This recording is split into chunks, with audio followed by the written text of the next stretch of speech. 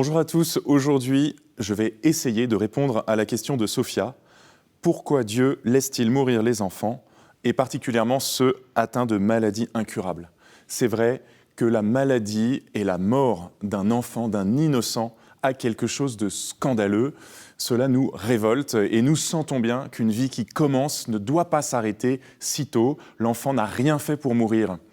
Et c'est vrai même qu'il y a au fond de nous une incompatibilité entre innocence et mort, parce que nous sentons que le péché et la mort ont partie liée. Saint Paul l'écrit dans l'épître aux Romains, c'est par le péché que la mort est entrée dans le monde.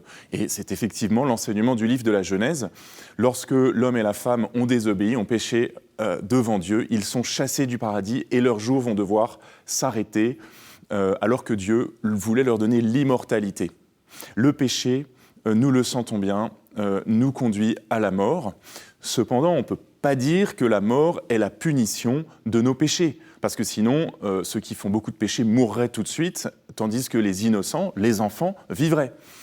Donc, cela est mystérieux, ce lien entre le péché et la mort, et nous sommes tous atteints par la mort. Nous le savons, c'est la loi commune de l'existence, et nous sommes tous pécheurs aussi.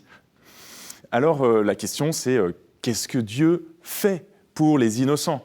Est-ce qu'il les abandonne à leur triste sort ? La Bible se pose la question, et c'est dans le livre de Job, très connu livre de Job, que nous avons l'explication, ou en tout cas la méditation la plus profonde. Job est un innocent, c'est un juste. Il est atteint d'une maladie terrible, incurable. Il est au bord de la tombe. Ses amis viennent le voir pour le consoler, et ensemble ils méditent sur le sens des souffrances du juste. Ses amis imaginent que s'il souffre, c'est qu'il est puni par Dieu, mais Job dit non. Non, ce n'est pas ça. Et il ne trouve pas la réponse à sa question. Et au fond, il n'y a pas de réponse à cette question. Nous ne savons pas pourquoi l'enfant meurt. Nous ne savons pas pourquoi le juste souffre. C'est absurde. C'est un mystère. C'est un mystère.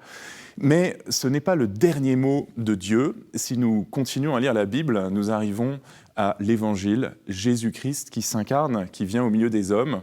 Et lorsque Dieu se fait homme, que va-t-il vivre ? Eh bien, il va traverser lui aussi la souffrance et aller jusqu'à la mort sur la croix, alors même qu'il est innocent. L'enfant de Dieu est mis à mort par les hommes de façon tout à fait injuste, si bien que Dieu lui-même se met du côté de ceux qui perdent leur enfant.